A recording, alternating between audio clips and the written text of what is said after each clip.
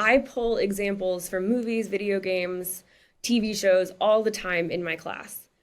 So I typically teach the what I call the big three ethical theories, which are utilitarianism, deontology, and virtue ethics. And so I really like thinking through all three of them, seeing where they agree, seeing where they disagree, and if they disagree, trying to figure out where do I fall between Hmm. them, importantly.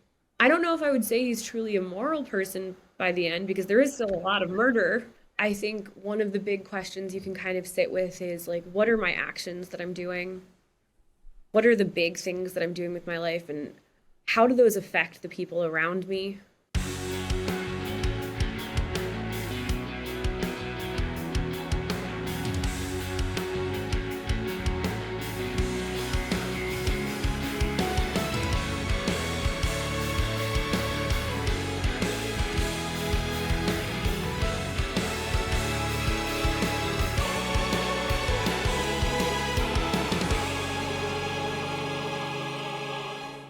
Hey everybody, welcome to another episode of the Prof. Noctis Show. As always, I am here today with Evan. How are you, Evan?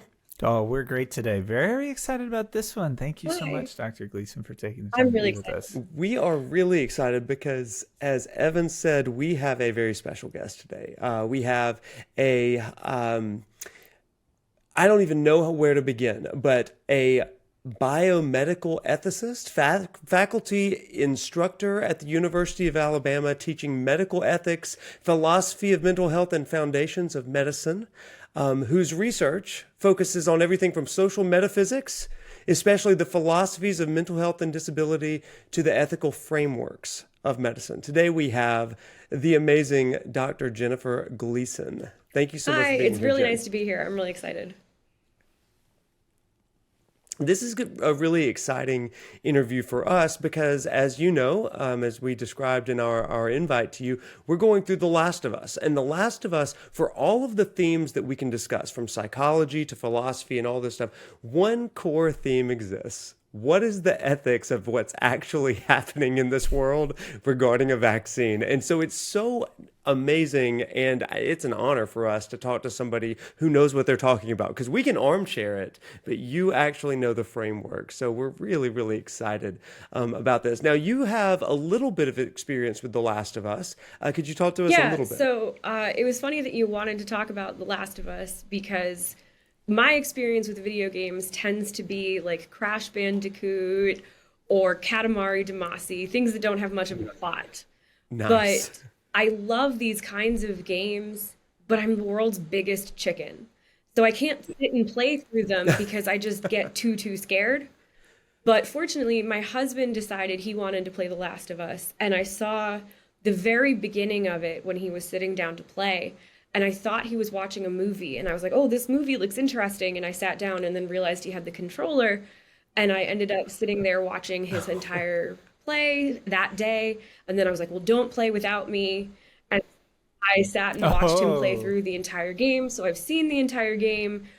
Sometimes I was hiding behind a pillow, but for the most part, I saw the whole game. I just wouldn't have been able to play it myself. I think The Last of Us is best approached through the lens of a pillow fort for safety while it's being played and observed myself. It's fair. It's fair. Dr. Gleason, you received a master's and a PhD from the The Ohio Ohio State State. University. It's important to add the Very much "the," so. right? So when you were studying in your master's and getting your PhD, um, you describe it as having the philosophy of medicine and kind of biomedicine. Could you talk to us a little bit about that field, just for people that really don't have a lot of experience in that? What is it that you So, studied philosophy of exactly? medicine is a pretty broad category, and it covers a lot from how doctors and patients interact, what hospitals should be doing, what the healthcare system should look like. One thing I like to say about philosophy is that I think philosophy works best when it works hand in hand with other disciplines. And so I think philosophy really works best, or philosophy of medicine really works best, when it's helping shape medical practice. and actual practical applications for medical practice. So what kinds of things should we be focusing on? How might we best approach treatment? How might we best approach diagnostics from like a theoretical standpoint? Obviously, one of the really big questions is like in medical testing, how do you do medical testing ethically? Any of those kinds of questions fall into the realm of philosophy of medicine. And so people who study philosophy of medicine focus on a lot of different things. My particular area of interest has always been philosophy of mental disorder. I'm really interested in what makes the mind, what makes a disorder mental, what makes a disorder a disorder. Is a mental disorder related to a mental dysfunction? Do you have to have something quote unquote broken in your brain in order to have a mental disorder? Or could mental disorders be fully adaptive and products of perfectly functional mechanisms? And how would answering those questions shape how we view and treat mental disorders and things like that? Yeah. You said the difference between a mental disorder and a mental dysfunction, I think was the word that you used. Could you explain a little bit about just those differences in one so a sentence? lot of people think when they think mental disorder, I think they think mental dysfunction. Whereas mental dysfunction means something like there is some cognitive brain process that is not performing the way it is supposed to, or there is some brain mechanism that's not performing the function it was designated to perform. So we think of there being something in the brain that is either acting too much, too little, maybe it's not working at all. So we have this idea of like there's this typical function that it's supposed to perform, and it's either doing too much, too little, or not, or nothing in that category. And so a lot of people, I think, assume that a mental disorder is just some sort of cognitive issue of this kind of thing. And I'm working on a book right now that argues that you can have mental disorder without an underlying mental dysfunction at all. So I don't think you need the underlying brain structure to be that way in order to have a mental disorder.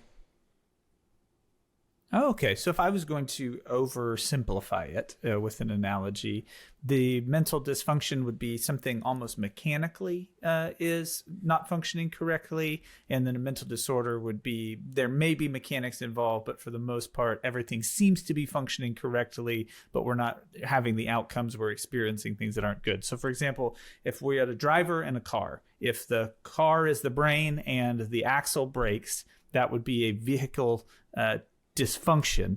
But if the driver isn't a good driver and is careening all over the place, that might be a driver disorder. Maybe.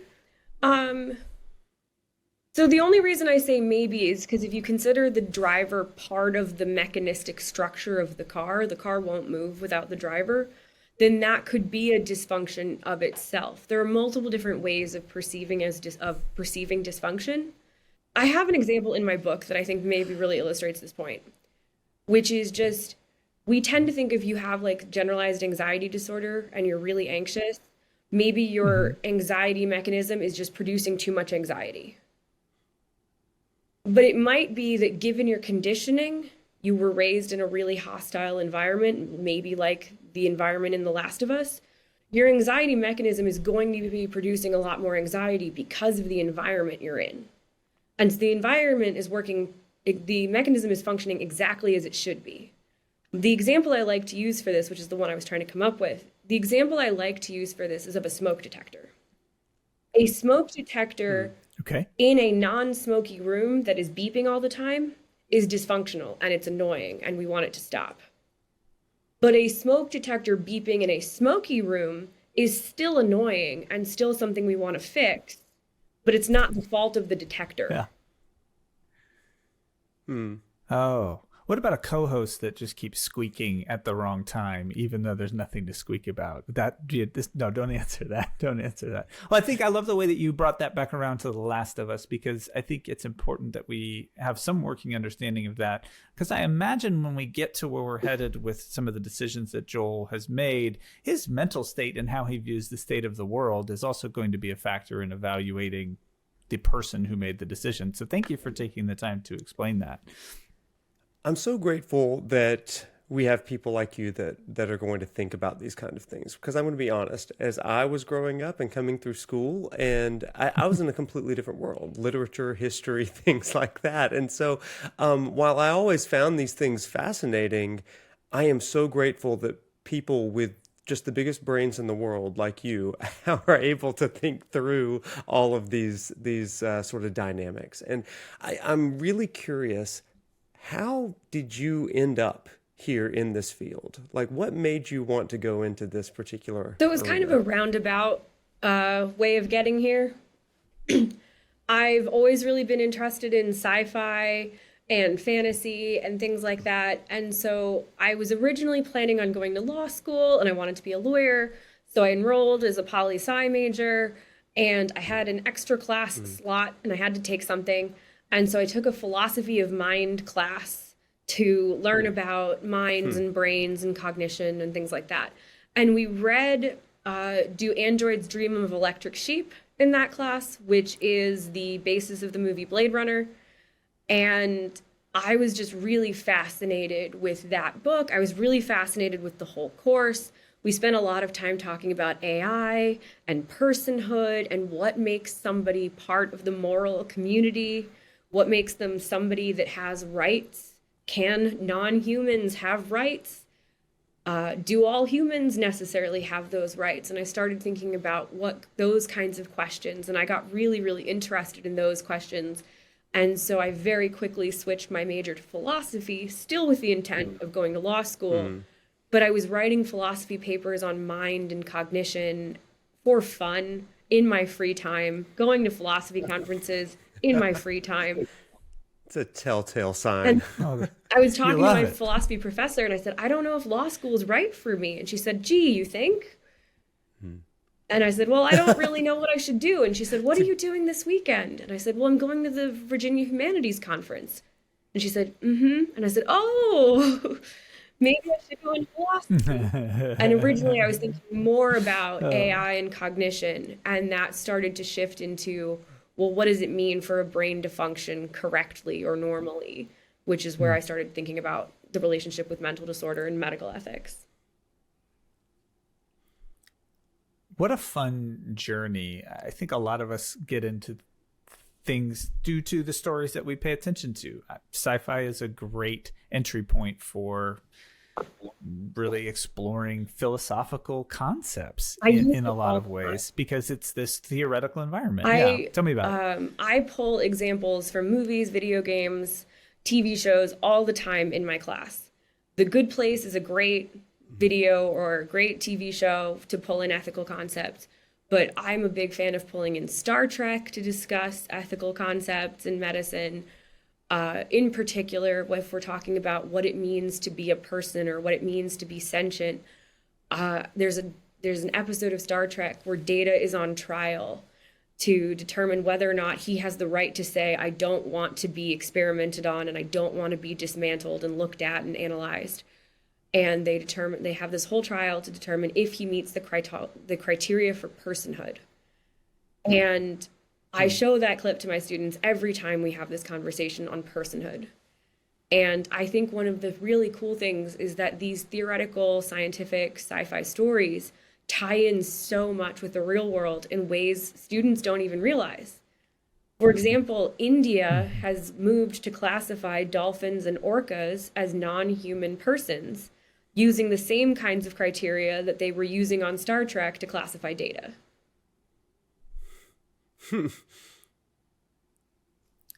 I don't know if we even have the time to even unpack that. Delve into but that. I'm very much looking forward to learning more about that offline. That is that's very interesting. So from a practical standpoint, will you help us to understand a little bit about what the product is, the result of all these musings and research and conversations?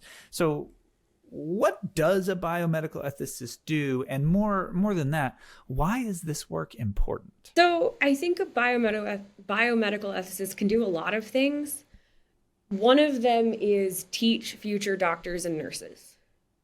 And a lot of my students are future doctors and nurses, people who are going into medicine.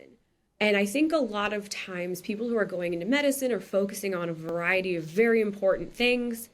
And one of the things that they're not thinking about as much initially is on all of these different kinds of ethical dilemmas that can arise in medicine. There's just a variety of circumstances they just haven't considered. And so biomedical ethics in classes allows us to talk through, well, what exactly is death? What does it mean to die? Are there different kinds of death? Are there different ways of being dead? How does that factor into medical practice? How does that factor into medical policy? And so it can really help them think through, if we have these understanding of death, then what does that mean for abortion, or what does that mean for euthanasia, or things like that. So there's a lot of importance that medical ethics can focus on with shaping future minds and doctors. I also know that a lot of people who go into medical ethics focus in the hospital setting. They serve on like ethics boards and ethics panels, helping figure out the right or ethical course of action at the clinic or the hospital or things like that. Yeah, so you've mentioned a few different realms for this. When it comes to ethical frameworks that might be helpful for us to understand, could you give us some examples of those? And also how they do influence real medical decision making? Do you have some basic frameworks that you utilize and try to help students think around? So I typically teach what I call the big three philosophical ethical theories, which are utilitarianism, deontology, and virtue ethics. And what I think is really interesting is I've taught medical ethics a lot, and I've taught in engineering ethics a fair amount as well. And when I teach engineering ethics, the engineering students find that utilitarianism is really practical and applicable for their lives as engineering students. And the medical ethics students really tend to gravitate towards deontology or virtue ethics. But I think all three theories are really helpful in pretty much whatever context. It really just depends on how you as a person think and operate. And if utilitarianism makes the most sense to you to use in your medical practice, then I say use utilitarianism. And if deontology makes the most sense for you to use in your medical practice, I say use that. And so I really like thinking through all three of them, seeing where they agree, seeing where they disagree, and if they disagree, trying to figure out where do I fall between them, importantly. Could you spend just a couple of moments explaining what each one of those is for the non-pre-med major? So utilitarianism, I think, is an ethical theory that we all kind of use every day without really thinking about it. You may not know the name utilitarianism, but you use it. Utilitarianism is about thinking, if I were to do this thing, what would be the downstream effects? What would be the consequences, positive and negative? Okay. Now, if I were to do something else, what would be the consequences of that, positive and negative? Whichever one has the better overall consequences, that's the thing we should be doing. So that's utility. Okay. So if I were to simplify it even more than that, utilitarianism is doing the best thing for the most people. So I don't like that slogan. There's the slogan, the greatest good for the greatest number. And I don't like that slogan because... Good. This is things that are fun to talk about. Because so I think utilitarianism is perfectly fine with you doing something that is beneficial for the minority as long as it's creating a bigger impact. So I give my students the example of, if I had $200,000 and I could give each student at UA $5, that would only help them all a short amount of time. They could buy a candy bar maybe. Alternatively, I could use that money to buy a home for a family of 4 that doesn't currently have housing. That's going to provide a much better short-term and long-term impact for them than giving 40,000 students $5.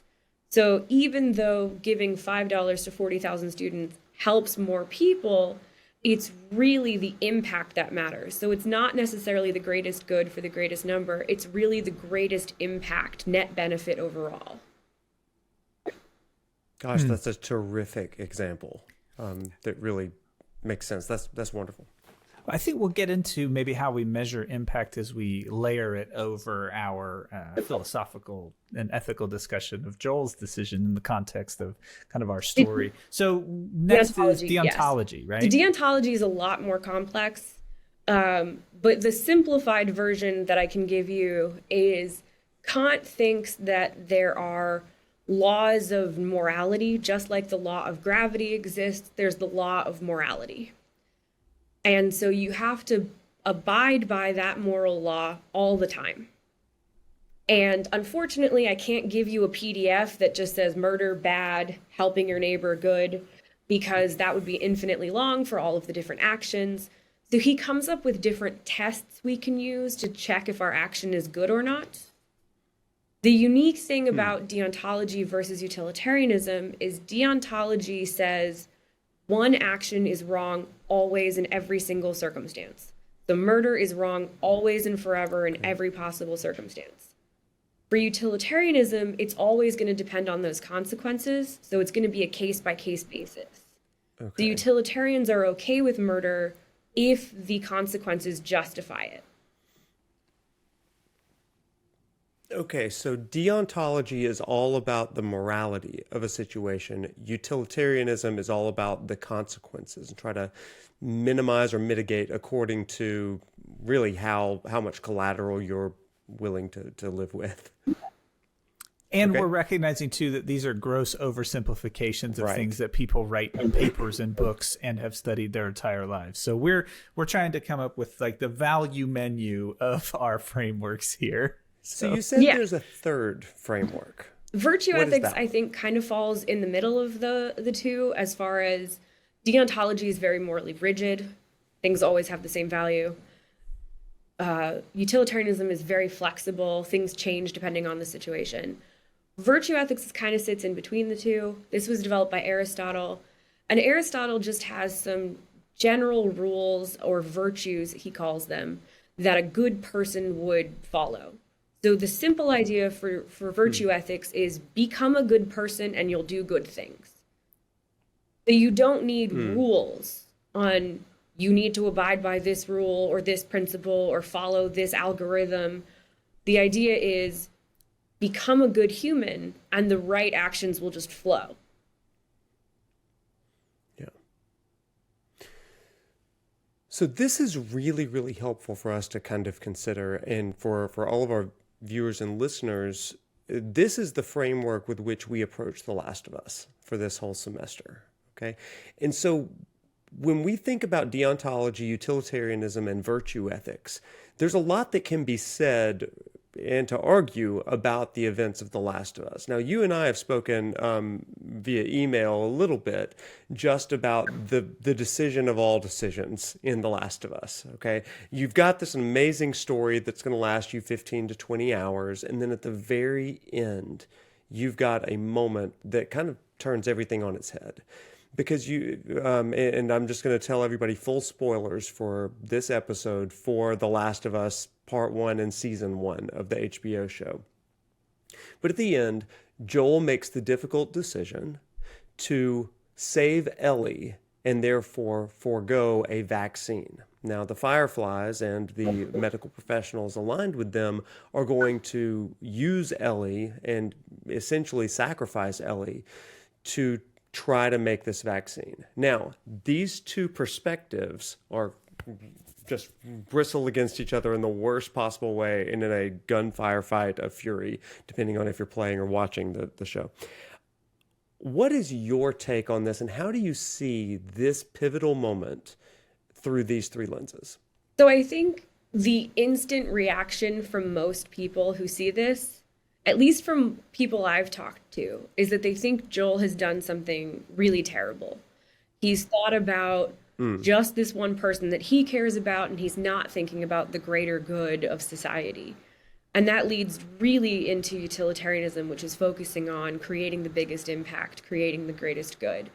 And if it's really possible to create a vaccine, use this vaccine, and save tons of lives, then really you should give up the one for the good of the many. And so in that case, Joel's action would be considered unethical in a utilitarian sense. And I think that is her name Marlene? The Yeah. That point in the story, that discussion that Joel has with Marlene is really the only banter and interaction we get around this topic. The rest of it's kind of left to the player or the viewer, and as they kind of finish out the story, and then we back into it much later in the future. But it's actually not discussed much in the game outside and of I that think scene, Marlene, right? from what she says, she has a utilitarian mindset.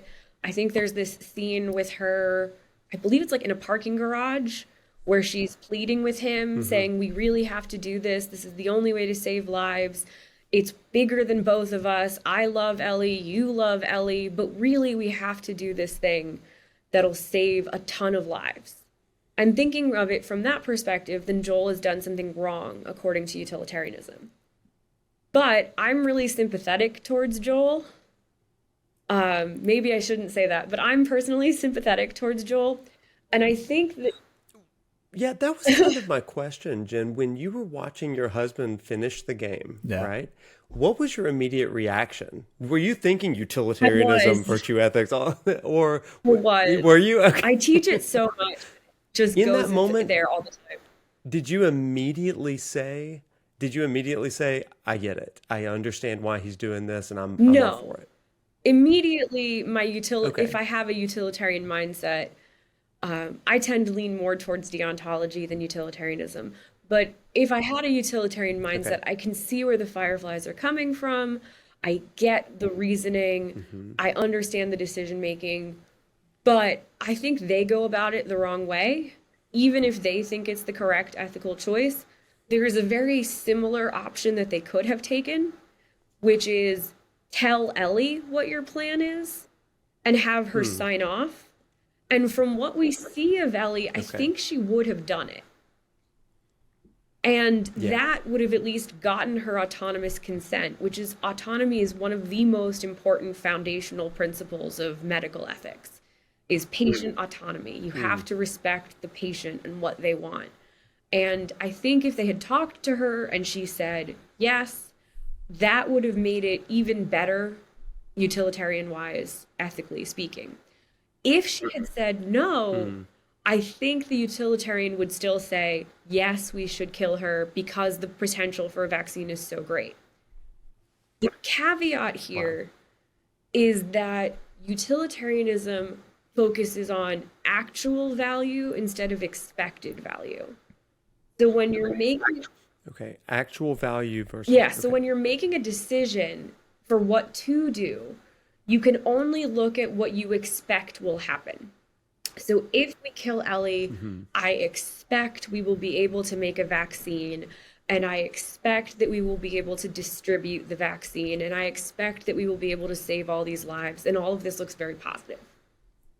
If what actually happens is you don't get a vaccine, or you're not able to distribute the vaccine, or the vaccine doesn't end up being as useful as you thought, or you're not able to save lives, then you've killed someone for almost no benefit or no gain.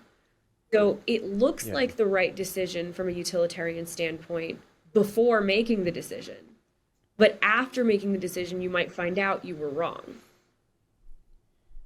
And if you have reason to believe that this chain of events is unlikely, the making of the vaccine, the distributing of the vaccine, the saving of lives, if you have reason to believe that that chain is unlikely, then actually the thing you should be doing is not proceeding that way. And It's a little less heroic I also think, from a plot and you standpoint. can correct me if I'm wrong on this, from watching the first game, it seems to me pretty unlikely that the vaccine will help. Because I don't know that they'll be able to make a vaccine. Vaccines take a long time to make and they're hard to make. And if they only Yeah. have one human sample, if anything goes wrong with that sample, you're not having a vaccine. Also, they don't have really good systems for distributing things. Everyone is separated. They're isolated from one another. They don't have good communication with one another. So I don't know how you would be able to convince people you have a vaccine or to tell people you have a vaccine. The vaccine's only going to work for people who have not currently been bitten, and it's not going to save them from being killed by other humans or other infected. It's just going to save them from being bitten. And maybe the world's too far gone that it really doesn't end up helping much. So That's a really interesting way of thinking about it, because there's a practicality. Even if you were able to get a vaccine, the very practicality and logistics of delivering it, distributing it, and ensuring it to the populace, is that worth and those sacrificing Ellie at that point, thinking, those consequences matter to utilitarianism. All of those downstream effects matter to utilitarianism. Distribution, things like that matter. yeah. And they don't seem to really wrestle with that much, at least in the game. It's just, we get a vaccine and every problem's going to be solved. It's almost simplified in a little way, it seems to me. But there's enough doubt of, will it really work, that Joel is like, no, if it's not 100%, then it's not worth it. And maybe even if it was 100%, he'd still make the same choice. But that's where it gets interesting. So Yeah. this is another thing that I think is interesting with utilitarianism, is if Joel has the wrong mindset, say we tell him, we know with certainty that this will work, and whatever else, we give him all of the assurances we can possibly give him, and he chooses something else. Utilitarianism does not care about your intentions or your thoughts behind your actions. All they care about is results. So if the vaccine works and saves a bunch of lives, he's done something wrong, regardless of what his intentions were. If the vaccine doesn't work or can't be distributed, or there are logistical issues, then he's done something correct, regardless of what his intentions were. So he doesn't even have to be aware of all of the utilitarian reasoning. He just has to do the thing that actually brings about the best consequences.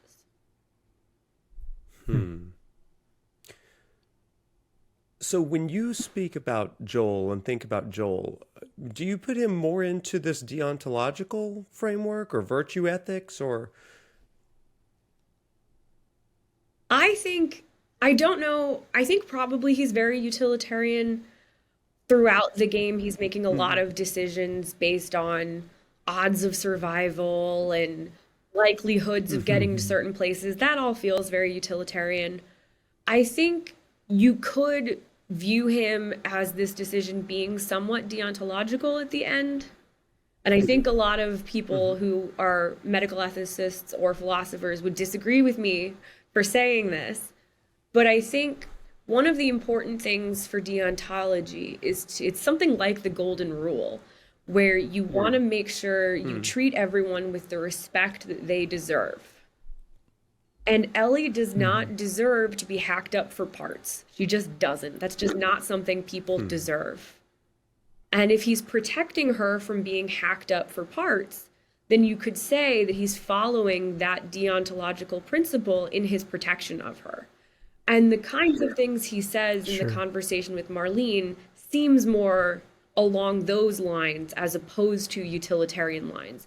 He's not saying, oh, I don't think your vaccine will work. He's saying this is wrong to do to Ellie, which sounds more deontological to me.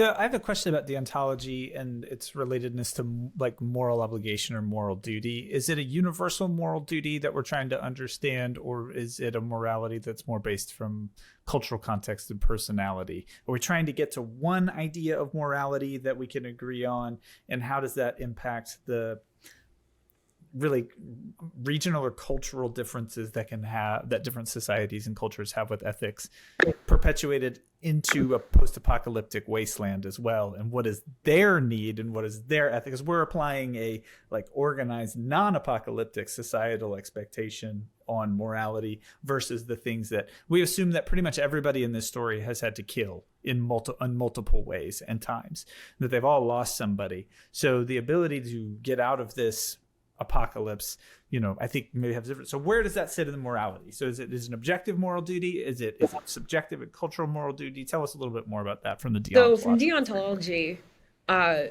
society and the status of society does not impact your moral obligation at all.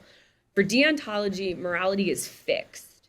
There is just, this is always right, this is always wrong, that's how it is. It doesn't matter what the cultural practices are, it doesn't matter what people believe. Murder is always wrong, lying is always wrong, helping your neighbor is always right. And so it doesn't matter the context, it doesn't matter the circumstances, it doesn't matter the culture.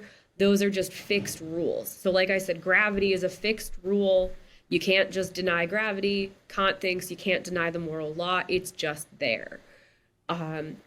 Which means they're all behaving terribly according to deontology throughout the game, given that they're murdering and lying and plundering. And so all of that's going to violate deontology. And Yeah, what happens when all the moralists are dead? And then there is no, does the rest of society just have to rediscover morality because everyone who followed that framework doesn't exist anymore, so the ideology's been exterminated? Or is it inherent that to ties human in nature? with something called Hobbes' Leviathan. I'm not sure if you're familiar with Hobbes' Leviathan, but the idea is in the state of nature where everyone's just killing one another, everyone's going to quickly realize we're all just killing one another and we have to develop some codes of conduct, otherwise we're all going to die. And so you might think that in those cases, maybe morality builds from the ground up when we have these state of nature type scenarios where everything's just chaos. And so if we let the world continue on, eventually we'll get to some sort of laws or rules or principles. Yeah, there's a quote from the show Silo, which is post-apocalyptic. I don't know if you've seen it or you're familiar with it. It's a book series, and Apple TV made it into a TV show. But there's a scenario where they're talking about this, and the mayor of this place who's in charge says, all society is only 9 missed meals away from chaos. I haven't heard that, but And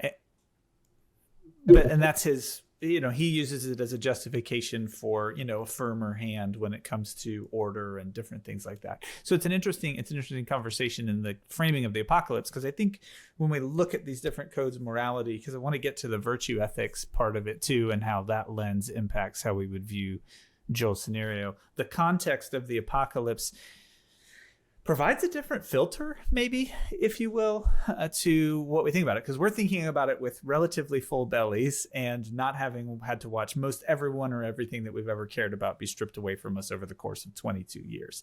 So how would that impact, our relative morality? When it comes to virtue ethics, tell us a little bit about how that might impact some of Joel's before we get to perspective. virtue ethics, can I say one other thing about deontology? Absolutely. Please do. You mentioned whether or not there's any universality to deontology. One of the core principles of deontology is called the universal law formulation. And it's the idea that you're not allowed to do something unless literally everyone else would also be allowed to do something. And so I mentioned that you have this kind of golden rule piece where you should be protecting others and you shouldn't be using them. And you should be respecting them and giving them what they deserve as autonomous agents. And so if we focus that way, then deontology might be okay with Joel's decision. But if you focus through the universal law formulation, if we always gave up on vaccines and we always gave up on the possibility of medical benefit, our society would suffer greatly. It would collapse. We wouldn't have medical advancements. We wouldn't have all these things that we need to save lives. So you might think that deontology says his action is not universalizable. It's not something everyone could do. And so therefore he's not allowed to do it. So I think depending on how you articulate like the real core tenets of deontology, you really split on whether or not his decision abides by deontology or not. Okay, well, Wade, I think you have probably the most working knowledge with this game. So I think maybe this is a question that I'm going to ask you before we get into virtue ethics. Who do you think was responsible for introducing these ethical frameworks to the cordyceps? And why don't they follow these rules? But they get to kill indiscriminately and conquer, but we have to follow these rules to live. Well, Is there did the biomedical mycologists in their community, like there was a moral failing there? I think what happened that allowed what you're them to get asking to here is really interesting, even though it's kind of tongue in cheek. I think that there is something to the idea that, and correct me if I'm wrong, Jen, but the world and nature oftentimes instinctively seems to operate out of this utilitarian nature in some ways. And so cordyceps are just, it's about enduring and surviving, which is what the show says completely, like over and over and over again. And it's interesting that in that moment when the cordyceps have really overtaken humanity, humanity is devolved into this utilitarianism. Like, how will we endure and survive? And then at the end of this game, you're starting to get to, there may be something more than that. Would you agree with that assessment, Jen? I mean, utilitarianism is an ethical framework. So surviving and doing the best you can to have a better tomorrow or to live to see tomorrow is a viable ethical strategy. But in a world that's not post-apocalyptic, you would want to do more than that. You would want to try to bring about, good ethical things as opposed to just avoiding bad things. But the other thing that you were saying, well, why do we have to follow these rules and not the cordyceps? I mentioned at the beginning when you were asking about my research that I really got interested in the concept of like personhood and the moral community. And so the way most of these ethicists are going to answer the question of why us is because we are members of the moral community. The rules apply to us in ways they don't necessarily apply to non-persons. And then you have to get into what does it mean to be a person and who do the rules apply to, etc. But a lot of people deontologists, utilitarians, virtue ethicists will say, if you're part of the moral community, then these are the rules that apply to you. And, my cell phone is not a part of the moral community, so it doesn't have to follow these rules. And fish are not part of the moral community, so they don't have to follow these rules. Dolphins maybe are part of the moral community and have to follow certain ethical rules. That's such a fascinating field to think about the moral community, not just the human community, and to discover how that's delineated, even over the last 100 years or certainly further than that. When we think about Joel, I did mention a second ago that he moves from kind of this endurance and survival mode, utilitarian for, just like the basics, into something that is a little bit more moral, but also like utilitarian that's in a more personal aspect, right? And I almost liken it to, is everyone going to get a little bit better by this maybe sure thing vaccine, or is my life going to get a lot better by recouping what I lost in the prologue to the game with Sarah and Sarah's death? It strikes me, you mentioned virtue ethics as this kind of, if you become a good person, then you will do the right thing. Do you feel as though Joel kind of embodies that? Because he's not the same as what he was at the beginning of the game. Has he become a more moral person by the end, and by what metric? I think so. And with virtue ethics has this concept of eudaimonia, which is it's a Greek word that's difficult to say and nobody really knows exactly what it means. It translates kind of like human flourishing and happiness, success.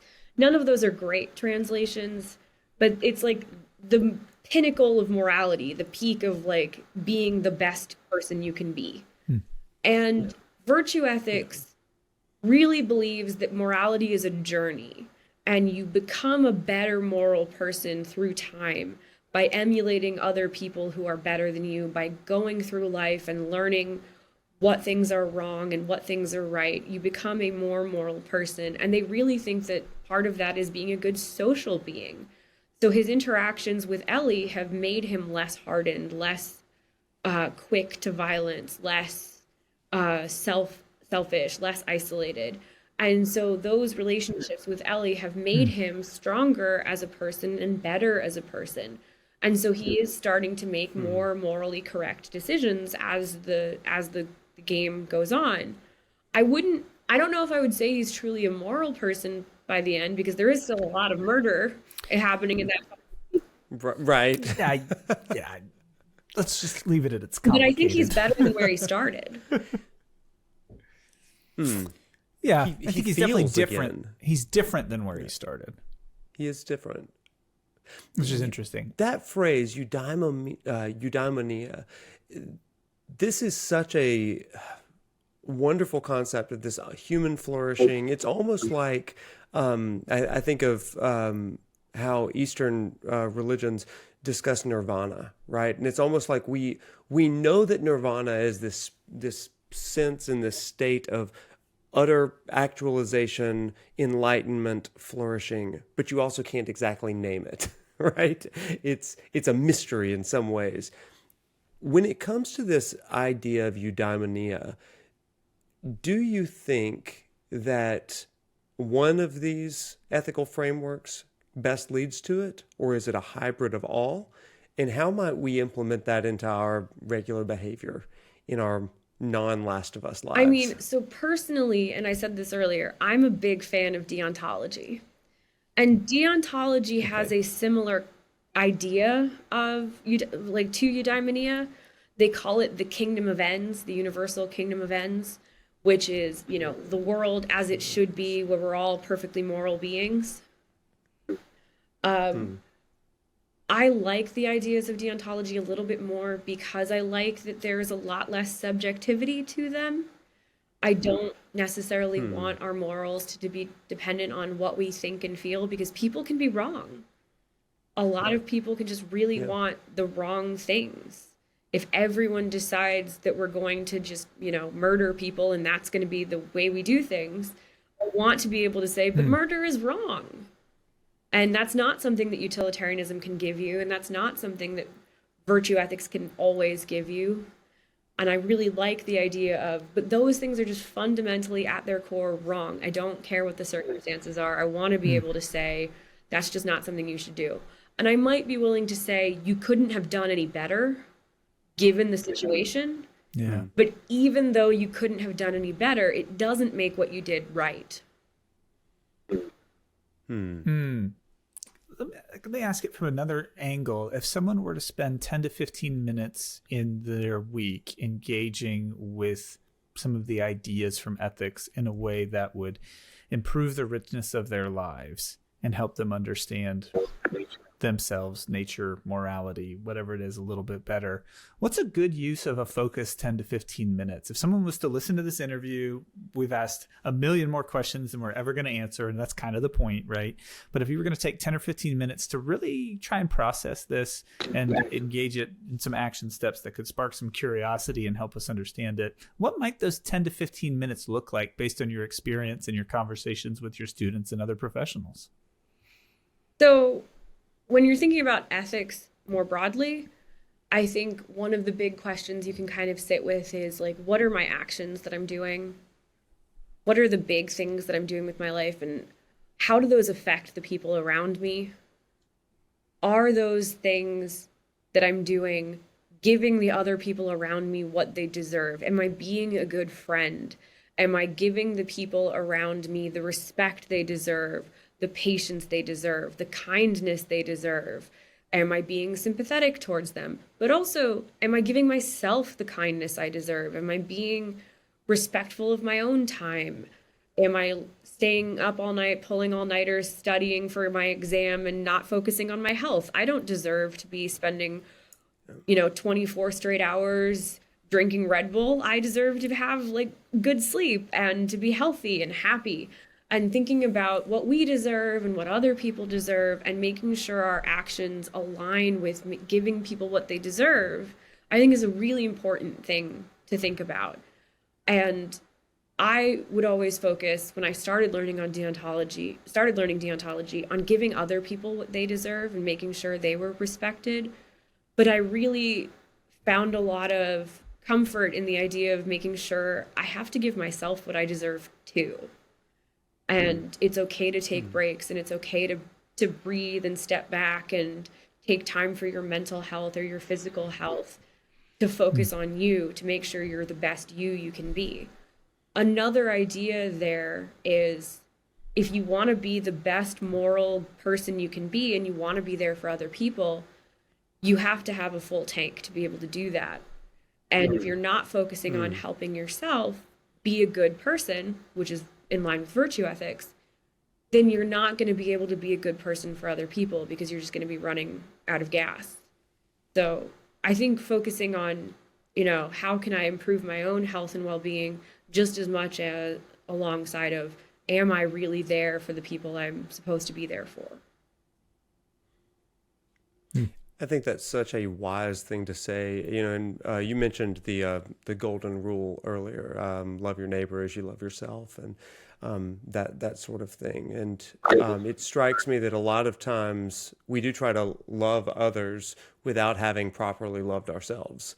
And I think that that's a great framework for us, for our audience, and for this entire field of ethics. And we can continue to debate whether or not Joel did the right thing or not, but he is acting out of, in some ways, a love for himself and a love for Ellie. And that's, in some ways, admirable, even though it is divisive. So, Jen, do you have any final thoughts for us before we finish up? Anything that you wish more people understood, or just something that this has sparked in you at all as we close up? I mean, one thing that we talk about a lot in my Foundations of Medicine classes is really thinking about different perspectives and people who are different from you. And I know we didn't talk about how we should be thinking about the infected. Are they people? Do they have rights? Is it okay to kill them? Those kinds of things. But when thinking about medicine, a lot of people tend to focus on what they know and what they understand, and that unintentionally leads to discrimination or stereotyping, or leading into miscommunications or things like that. And that just the idea of what does everyone deserve in the situation can really help. Like, what do my patients deserve? What do the people I'm interacting with deserve? What does my waitress deserve? We talk about this a lot in my Foundations of Medicine class, where we talk about different ethnic groups and minorities and people with disabilities and what do they deserve, I think is really a good question. I saw a Down syndrome awareness post today where there's a girl with Down syndrome saying, you think I can't have a margarita, so you don't give me a margarita, so I don't have a margarita. And you think I can't live on my own, so you don't let me live on my own. And if you thought I could do those things, then maybe I would be able to. And I think really just thinking, like, how can we make sure we're giving people what they deserve and treating them with the respect and dignity they deserve as individuals, I think really would go a long way. It's given me so much to think about. I just want to say thanks. I know that Wade's going to wind us down here. But a lot of this seems like with this, it's important to think about it when we have the time and space to think about it, so that we can move quickly and assertively when time is of the essence. And it's that slowing down that I think is going to be a big takeaway for me, is that if we think intentionally in the times where we are able to clearly, it can equip and empower us in the times where we have to act quickly or urgently. And I appreciate That's one of the that biggest pieces of advice I give to my students. Better to be thinking about these things now in the classroom than when you're in a hospital room trying to figure it out for your patient who has, 10 minutes. Always want to think about this stuff in advance so you can apply it in the moment. That's good. Dr. Gleason, we cannot thank you enough. I have had several students recommend you to us and just say, you've got to talk to Dr. Gleason if you're going to talk about the Last of Us. And I can see why you are so beloved, and you certainly are. I'm grateful to share this campus community with you. So thank you so much for spending time with us today.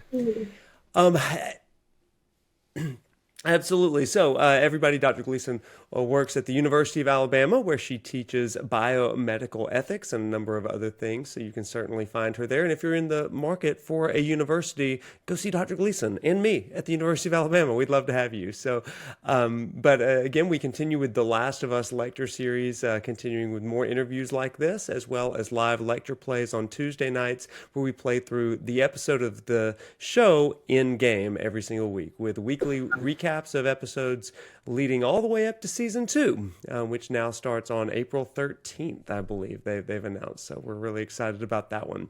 Everybody keep tuning in. Remember to like and subscribe. And until next time, when you are lost in the dark, look for the light. See you later.